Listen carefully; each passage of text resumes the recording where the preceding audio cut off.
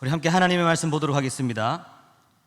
오늘 우리에게 주신 하나님 말씀 다니엘 1장 17절부터 21절까지의 말씀입니다.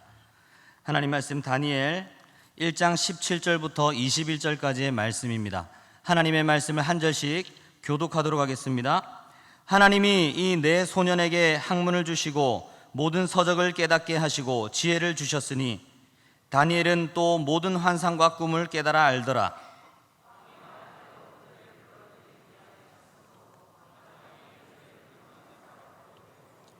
왕이 그들과 말하여 보매 무리 중에 다니엘과 하나냐와 미사엘과 아사랴와 같은 자가 없으므로 그들을 왕 앞에 서게 하고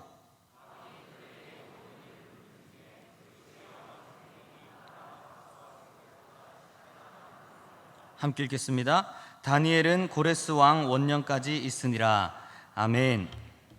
어느 날 제가 책장을 정리하는데 제 인생에 큰 영향을 미친 책 두 권이 나란히 꽂혀 있는 것을 보았습니다. 사진 한번 보실까요? 그 첫 번째 책은 제자도였고요. 두 번째 책은 그 옆에 있던 이소룡의 절권도였습니다. 제 신앙과 제 어떤 이런 운동하는 모습에 큰 영향을 미쳤는데, 물론 제일 큰 영향을 끼친 책은 목사님 전도가 너무 쉬워요 였습니다. 어쨌든 오늘 읽은 본문은 다니엘과 세 친구들을 소개하고 있는데요, 다니엘과 세 친구들은 어릴 때부터 하나님 앞에 뜻을 정하여 살았고 그들은 하나님의 큰 은혜를 경험하며 살았습니다. 그런데 다니엘서 전반을 살펴보니까요, 이들의 신앙생활하는 모습 속에서도 도가 나왔습니다. 세 가지 도가 있다는 것을 발견했는데요, 오늘 이 다니엘서 전반을 다루면서 이들에게 어떤 도가 있었는지 함께 살펴보고 우리의 신앙을 점검하고 결단하는 시간 되기를 바랍니다. 그 첫 번째 도는 알고도입니다. 따라서 한번 해보겠습니다. 알고도. 네, 다니엘 6장 10절을 한번 읽어보도록 하겠습니다. 제가 읽어드리겠습니다. 다니엘이 이 조서에 왕의 도장이 찍힌 것을 알고도 자기 집에 돌아가서는 윗방에 올라가 예루살렘으로 향한 창문을 열고 전에 하던 대로 하루 3번씩 무릎을 꿇고 기도하며 그의 하나님께 감사하였더라. 아멘. 방금 읽은 이 말씀은 다니엘이 85세 정도 되었을 때의 사건입니다. 많은 분들이 잘 알고 있는 이야기인데요, 간단하게 한번 살펴보겠습니다.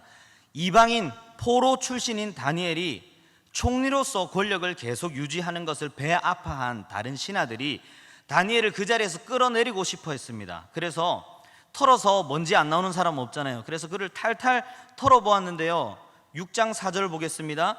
이에 총리들과 고관들이 국사에 대하여 다니엘을 고발할 근거를 찾고자 하였으나 아무 근거, 아무 허물도 찾지 못하였으니 이는 그가 충성되어 아무 그릇됨도 없고 아무 허물도 없었음이었더라. 아멘. 말 그대로 다니엘은 털어서 먼지 하나 나오지 않는 그런 사람이었습니다. 다니엘을 흠잡기 위해서는 그의 신앙을 걸고 넘어질 수밖에 없었습니다. 매일 하루에 3번씩 기도하는 다니엘을 책잡기 위해서 그들은 다리오 왕에게 새로운 법률을 세우자고 이야기했습니다. 지금부터 30일 동안 왕 외에 어떤 신이나 사람에게 무언가를 구하면, 기도하면 그를 사자굴에 던져 넣자는 것이었습니다. 그리고 그 누구도 그 법률을 고치지 못하도록 왕의 도장을 찍어달라고 이야기합니다.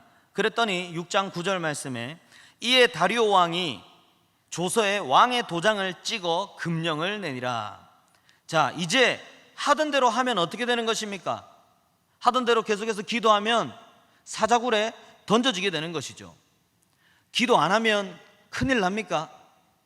딱 30일만 안 하면 된답니다. 딱 한 달만 안 하고 참으면 됩니다. 숨어서 해도 됩니다. 그런데 다니엘은 어떻게 하죠? 6장 10절 말씀을 다 같이 한번 읽어보도록 하겠습니다. 시작. 다니엘이 이 조서에 왕의 도장이 찍힌 것을 알고도 자기 집에 돌아가서는 윗방에 올라가 예루살렘으로 향한 창문을 열고 전에 하던 대로 하루 3번씩 무릎을 꿇고 기도하며 그의 하나님께 감사하였더라. 다니엘의 이 알고도, 이게 바로 우리가 살펴보고자 하는 첫 번째 도입니다. 알고도는요, 나에게 불이익이 주어지는 상황에서 나타나는 신앙의 모습입니다. 이제 다니엘은 한 번만 더 기도하면 사자굴에 던져져 죽임을 당하게 되는 불이익 중에 불이익, 목숨까지도 위협을 받는 그런 상황에 처했는데 어떻게 합니까? 그 조서에 왕의 도장이 찍힌 것을 알고도, 왕의 도장이 찍혔다는 것은 왕도 이제 다시 못 바꾼다는 거예요. 확실히 사자굴에 던져지게 될 것을 알고도 전에 하던 대로 하나님께 기도하며 감사했습니다. 그 결과 어떻게 되었습니까? 법대로 다니엘은 사자굴에 던져지게 되었습니다. 누가 봐도 죽을 수밖에 없는 상황이었습니다. 하지만 6장 22절 말씀 보겠습니다. 나의 하나님이 이미 그의 천사를 보내어 사자들의 입을 봉하셨으므로 사자들이 나를 상해하지 못하였사오니 이는 나의 무죄함이 그의 앞에 명백함이오며 또 왕이여 나는 왕에게도 해를 끼치지 아니하였나이다 하니라. 아멘. 다니엘의 고백입니다. 하나님께서 천사들을 보내셔서 다니엘을 지키신 줄로 믿습니다. 우리가 신앙생활을 하다 보면 때때로 우리에게 불이익이 주어지는 상황이 있습니다. 코로나로 인해서 정부가 예배를 제한하고 비대면 예배를 하라고 지침을 내렸습니다. 그럼에도 우리 세계로교회는 계속해서 예배당에 모여서 예배를 드렸습니다. 방역 수칙을 철저히 지키면서도 우리의 예배를 포기할 수가 없었습니다. 그랬더니 어떻게 되었습니까?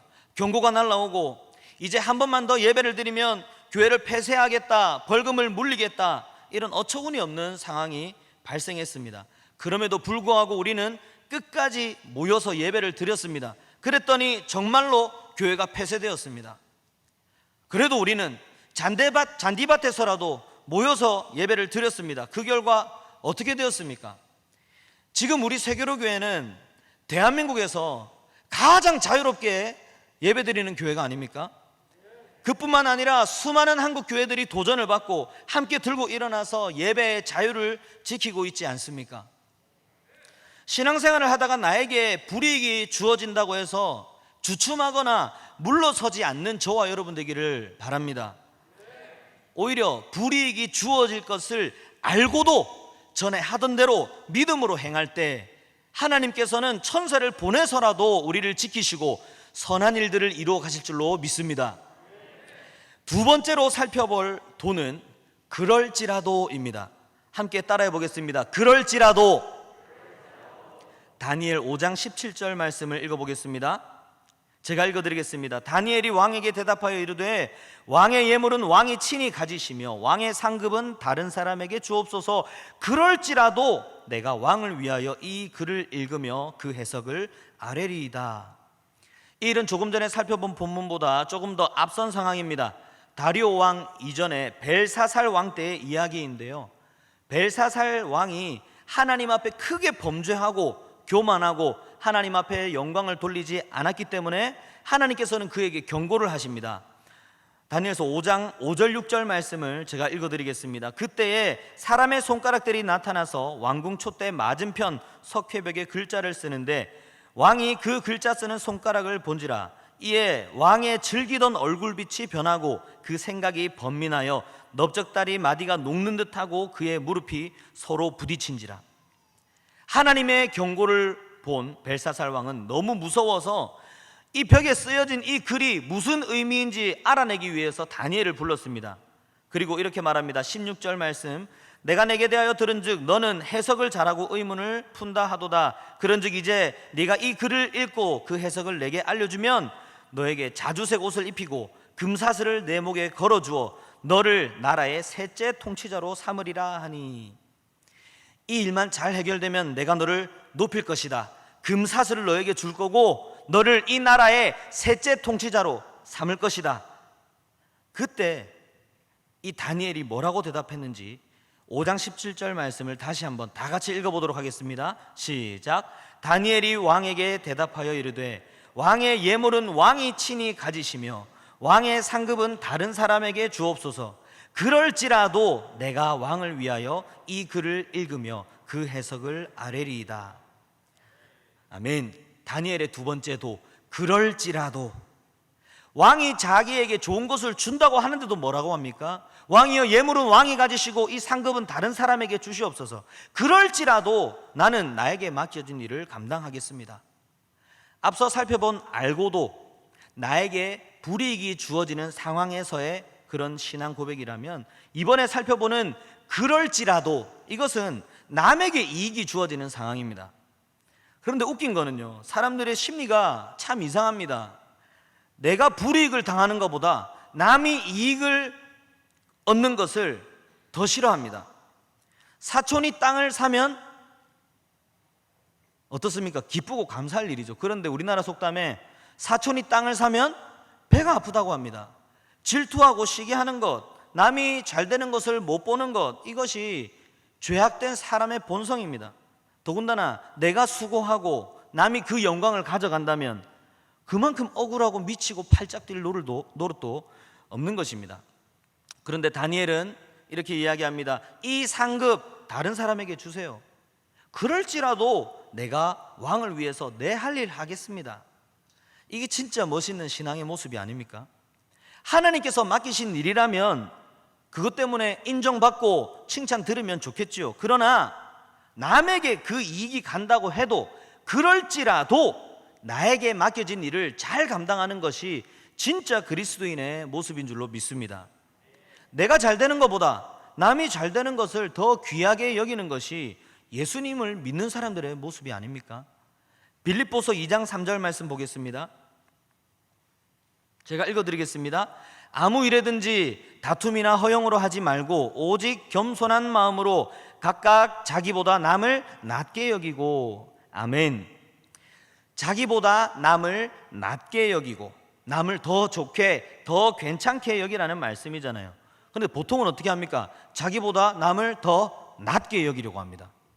더 낮게 여기는 것이 아니라 다른 사람을 더 낮게 여기고 더 존중해주고 더 섬기는 저와 여러분 되기를 바랍니다. 우리 교회도 다른 사람들을 위해서 수년 동안 화장실 청소하고 티 한 번도 안 내고 묵묵히 섬기는 분들이 많이 있습니다. 남들이 알아주지 않아도, 남들에게 인정받지 못해도 이 맡은 일을 감당한다는 것이 때로는 쉽지 않고 어렵게 느껴질 수도 있습니다. 그러나 하나님께서 다 아시는 줄로 믿으시기 바랍니다. 다른 이들에게 칭찬 듣고 상 받으면 감사하죠. 그러나 내가 한 일에 대해서 다른 사람이 칭찬 듣고 다른 사람이 상 받아도 괜찮습니다. 왜냐하면 하나님께서는 은밀한 중에 보시는 분이신 줄로 믿으시기 바랍니다. 제가 고등학교 1학년 때 우리 반 선생님께서 아침 조회 시간에 학교 중앙 계단을 청소하는 사람을 뽑더라고요. 자, 누가 할래? 4명을 뽑는다고 손 들어보라고 하더라고요. 제가 번쩍 손을 들었습니다. 지체 없이 제가 손을 딱 들었는데 제 친구들이 보고 같이 3명이 더 손을 들더라고요. 그렇게 해서 하게 되었습니다. 근데 그거 하면은 상 준다고 한 것도 아니고 그 봉사활동 시간을 채워준다고 한 것도 아니었어요. 지금 생각해보면 당연히 봉사활동 점수를 줘야 되는 건데 그런 거 생각하지 않고 그냥 손들었습니다. 봉사하는 마음에 그냥 손들었습니다. 별로 힘든 일 아니잖아요. 매일 아침에 남들보다 조금 더 일찍 가서 이렇게 중앙 계단을 쓸어 내리는 거예요. 근데 누군가는 해야 될 일이고 또 봉사하는 것 얼마나 귀한 일입니까? 그리스도인으로서 그거 해야 된다고 생각했습니다. 그렇게 매일매일 쓰는데 어렵지 않았어요. 비 온 다음 날만 아니면 괜찮았습니다. 비 온 다음 날에는 지렁이들이 살려고 막 기어 나와가지고 수십 마리가 죽어 있었어요. 그거 냄새가 조금 나긴 했는데 그거 외에는 다 괜찮았어요. 그렇게 청소한다고 상 한 번 못 받고 칭찬 한 번 못 들었습니다. 오히려 어느 날 슬리퍼 신고 한 번 나와서 쓸다가 체육 선생님한테 걸려서 맞은 적은 있어요. 상 받은 적은 없었습니다. 이런 것들 남들이 인정 안 해주고 알아주지 않는다 할지라도 하나님께서 다 기억하시는 줄로 믿으시기 바랍니다. 제가 고등학생 때 제일 많이 들었던 이야기가 착하다는 말이었습니다. 믿기 힘드시겠지만 착하다, 더 정확하게 말하면 착해졌다, 야 진짜 착해졌다, 착하다, 이런 말을 정말 많이 들었어요. 물론 청소한 그것이 다는 아니겠지만 그렇게 남들을 위해서 섬기고 봉사하는 모습들, 착하다는 이야기를 들으면서 그렇게 전도했더니 제가 고등학생 때 전도를 최고 많이 했습니다. 한 주에 7명, 8명씩 그렇게 전도했어요. 많이 올 때는 버스 한 대 대절해가지고 그 45인승 버스에 그렇게 꽉 차고 그렇게 데려오기도 했습니다. 남들이 알아주지 않는다 할지라도 하나님께서는 다 기억하시고 하나님의 일들을 이루어 가시는 줄로 믿습니다.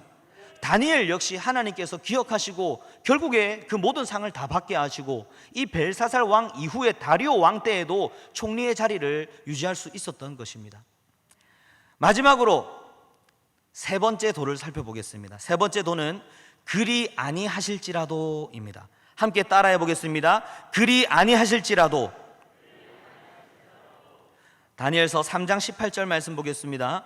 제가 읽어드리겠습니다. 그렇게 하지 아니하실지라도 왕이여 우리가 왕의 신들을 섬기지도 아니하고 왕이 세우신 금신상에게 절하지도 아니할 줄을 아옵소서. 아멘. 이게 예전 번역에는 그리 아니하실지라도 라고 되어 있습니다. 이 다니엘의 세 친구의 이야기인데요, 조금 전까지 살펴본 알고도 그럴지라도 이런 신앙이 하루아침에 나온 것이 아닙니다.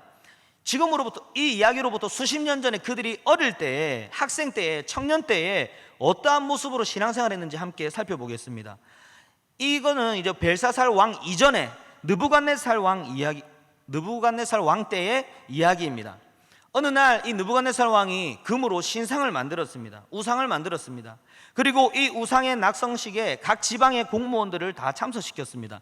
그리고 6절 말씀, 3장 6절 말씀, 누구든지 엎드려 절하지 아니하는 자는 즉시 맹렬히 타는 풀무불에 던져 넣으리라 하였더라. 이제 이 우상에게 절하지 않으면 맹렬히 타는 풀무불에 던져 넣겠다고 했습니다. 그 당시에 바벨론의 왕이면 세계 최강대국의 왕이고 자신을 신으로 여겼던 그런 왕입니다. 이 말에 복종하지 않은 사람이 아무도 없었습니다. 그런데 여기에 이 자리에 다니엘의 세 친구들이 있었습니다. 다니엘의 세 친구들은 오늘 본문에 나와 있듯이 포로의 신분이었음에도 하나님의 은혜로 바벨론의 지방을 다스리는 자들이 되었습니다. 그들은 당연히 하나님이 제일 싫어하시는 일, 우상 숭배를 할 수 없었습니다. 그래서 우상에게 절을 안 했습니다. 그랬더니 어떻게 되었습니까?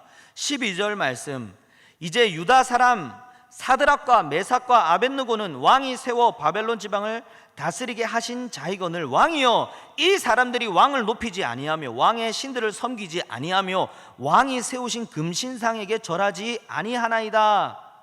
사드락, 메삭, 아벳느고, 다니엘의 세 친구들이 신앙생활도 열심히 하면서 그렇게 하나님께서 주신 지혜와 총명으로 각 지방을 잘 다스리고 있는 모습을 안익고게 생각했던 사람들, 그 사람들이 왕에게 고발하는 거예요. 왕이여 이 사드락과 메삭과 아벳느고가 이 신상에게 절하지 않습니다. 왕을 섬기지 않는 것입니다.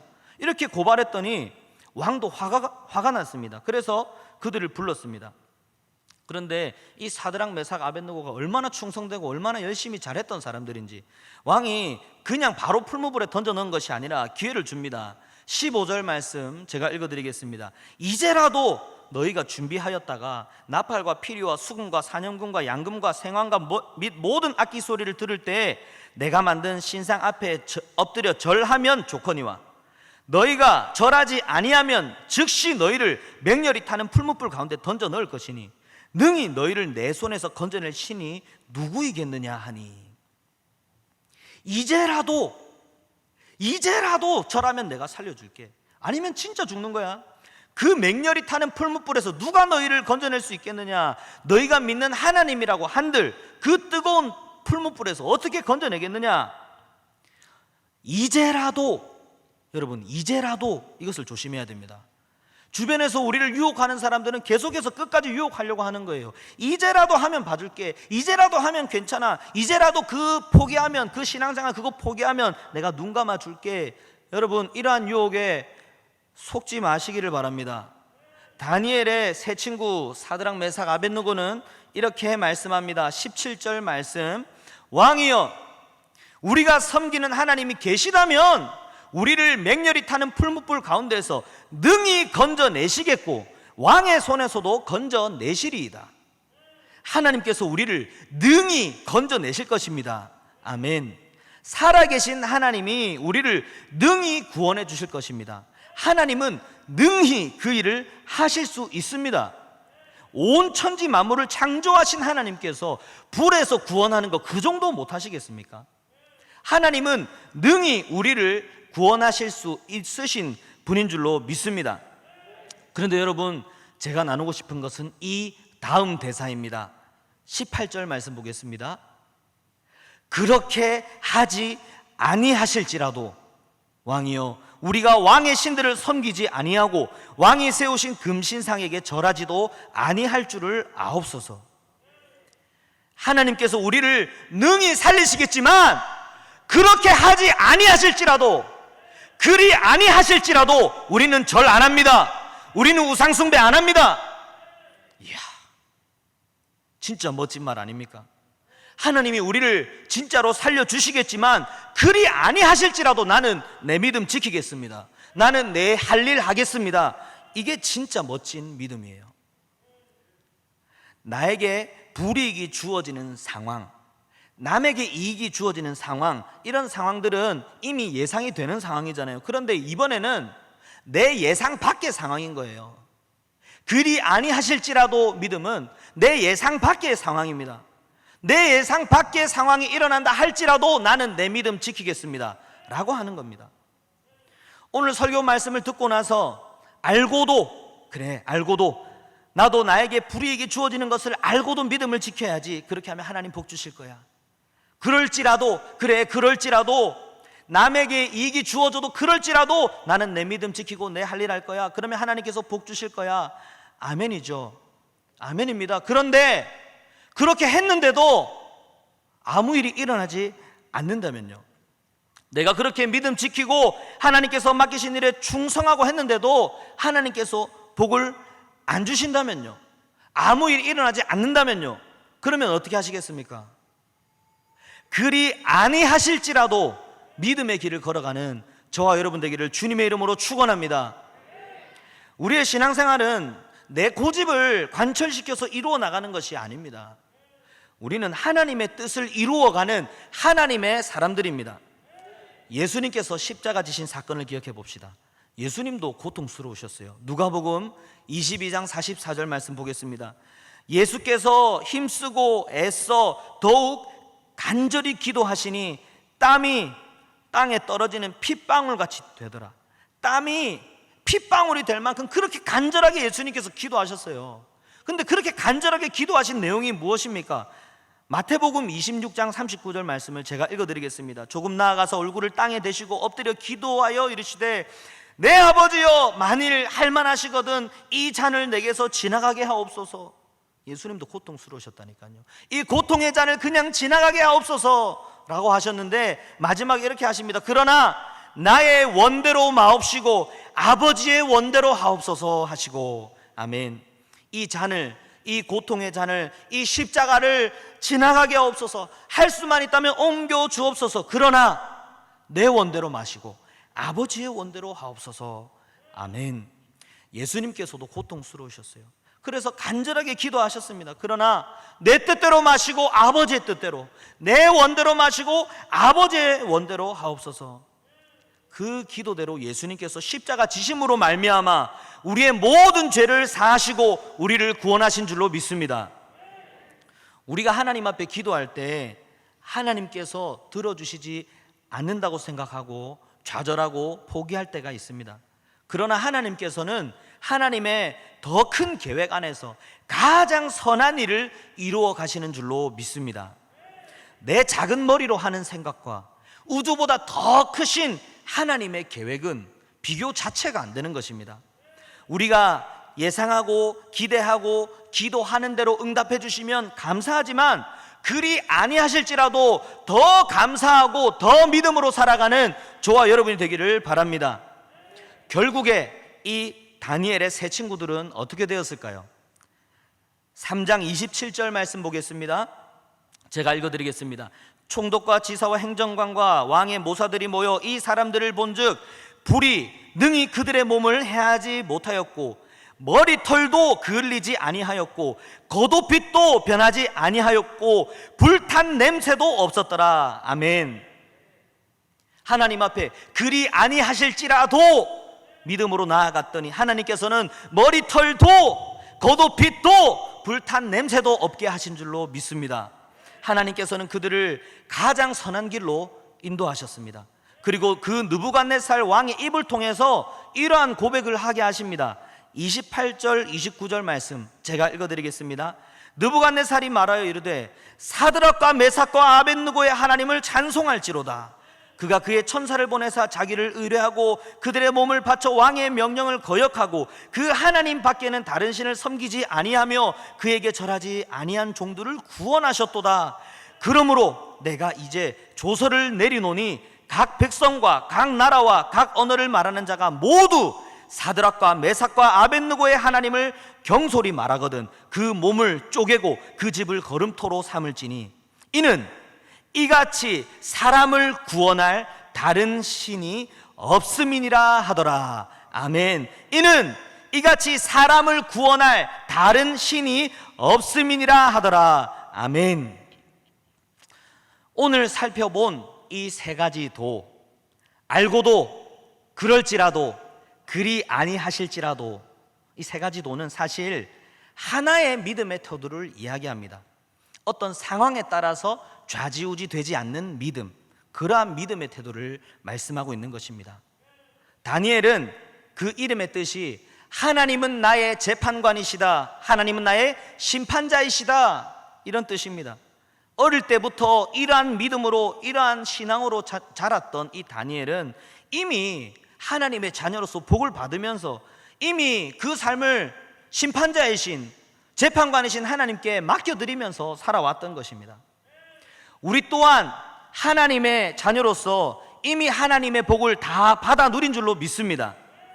우리 또한 이렇게 믿음으로 살아갈 때 하나님께서는 우리를 그냥 내버려 두지 않으십니다.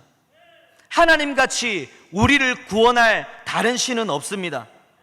우리를 구원하신 하나님께서 언제나 가장 선한 길로 우리를 인도하실 줄로 믿습니다. 나에게 불이익이 주어지더라도, 남에게 이익이 가더라도, 하나님께서 때때로 내가 원하는 대로 해주시지 않는다 하더라도 어떠한 상황에서도 믿음의 길을 걸어가는 저와 여러분이 되기를 주님의 이름으로 축원합니다.